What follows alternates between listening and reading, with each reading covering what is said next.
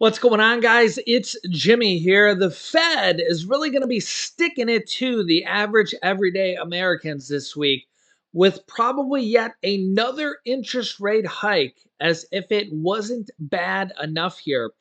And that's not only it, as this is causing massive problems all around the sector here. You can see more Americans rejected for loans just as they may be feeling tapped out, a Fed survey shows. Gee, I wonder why that is, Mr. Fed President. Yeah, just as Americans may be looking for a loan just to stay afloat, it may be harder to get one. The rejection rate for people applying for credit jumped to 21.8% in June, up from 17.3% in February, and the highest level in 5 years, according to a Federal Reserve survey on Monday. The survey is released every 4 months with data collected during February, June, and October. The largest increase was broad-based across age groups and was highest among those with credit scores below 680. The highest credit score is 850 and the lowest is 350. The report underscores the caution financial institutions are taking amid one of the most aggressive Fed rate hiking interest cycles in history and a potential recession, which a lot of people think that we're already in.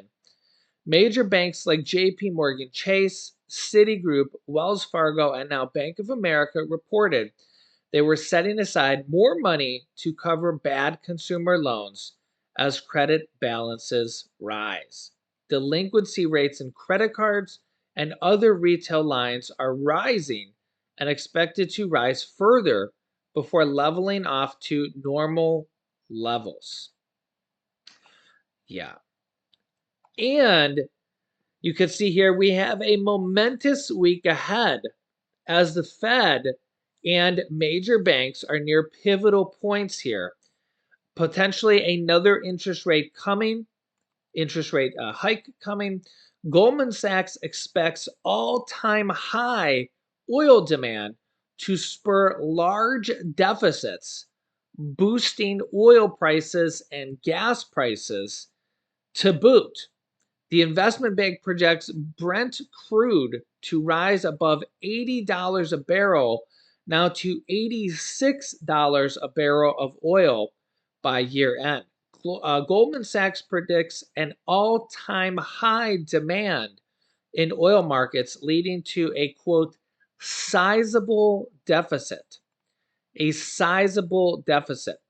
You can see here gas prices spike amid high oil prices, according to AAA.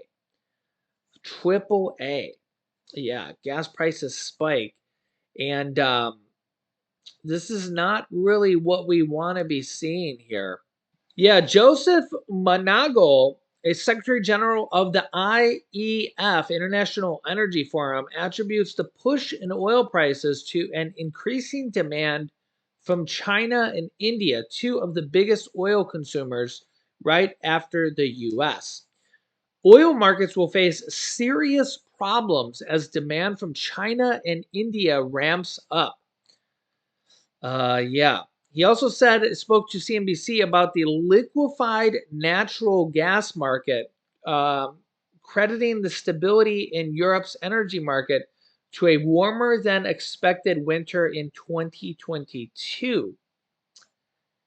Yeah, this also comes here as to say it's a little bit hot out, just a little bit would be maybe a little bit misleading.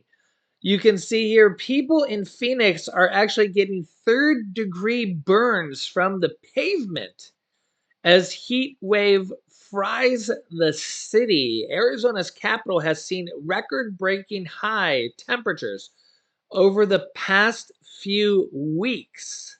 Yeah, a Phoenix burn doctor is warning of severe injuries people are experiencing after making contact with pavement as the city contends with a brutal heat wave, saying we're seeing lots of patients who are falling down on the concrete pavement, asphalt, or suffering really, really deep burns as a result of that.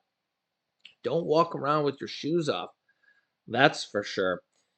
A billboard displays a temperature of 118 degrees Fahrenheit. Yikes.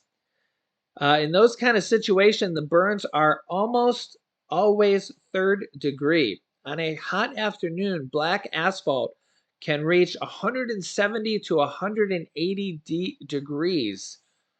I'm sure you can probably cook an egg on there if you wanted to.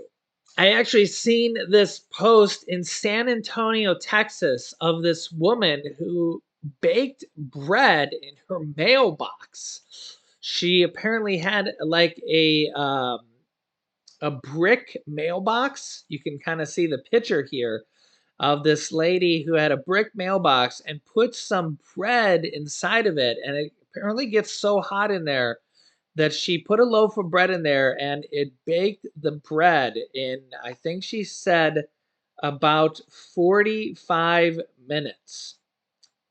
Yeah, unbelievable, right? Yeah, crazy. Yeah, but we've actually broken several different records here recently. It depends on the area that you're in, but they're saying that we're likely to continue this record heat wave streak that we've had here into August. Of course, it's predicting the future, so we'll have to see what happens. And of course, it depends on the area that you're in here in the United States. But we're likely going to continue to see a very hot summer. Yeah, and one thing's for sure, they need to continue to upgrade our electric grid and the security of our electric grid. This has been a concern for years, and they need to just do it all around. They need to do the good old-fashioned, old-style electric grid. They need to do the new style electric grid, including solar, wind, and really everything, because it's not just one particular type, but they I feel like they need to do everything because the solar and the wind are good, but you can't rely on just that. But those are great because when you put up solar or you put up wind, they're pretty good because you put them up and generally they're very low maintenance and they're there for decades. Okay, but you can't rely on just those, and but they are pretty good. You can let me know your thoughts here on that in the comments. But the problem with the United States is we're very, very power hungry. Our needs for power are growing. And as you're seeing here, the car manufacturing here in the United States is, I think it's a little bit over 5% of new cars right now are electric vehicles. Whether you like them or not, that's just the statistics now, and that is also contributing to more power as well. So we need more power, which means we need more power production as well. So we better get on our horse, as my father would say, because especially in places like Texas and California, they're not producing as much power as they need. Yeah, so you can let me know your thoughts here on this. This is a problem, and the security of our grids as well, because Russia and China have hacked into the United States, the power grid, and the security of our government. It's already happened multiple times. I'll link you to a video here I just did on both Russia and China hacking into the United States government and the power grid here. If you didn't see that, I'll link you to that now.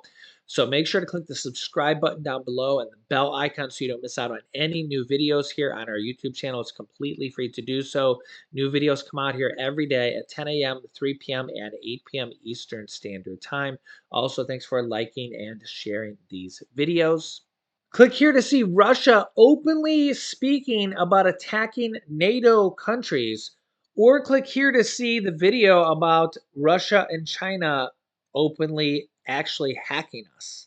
Yeah, so click on one of those videos next. Thanks for watching, guys, and I'll see you in the next video.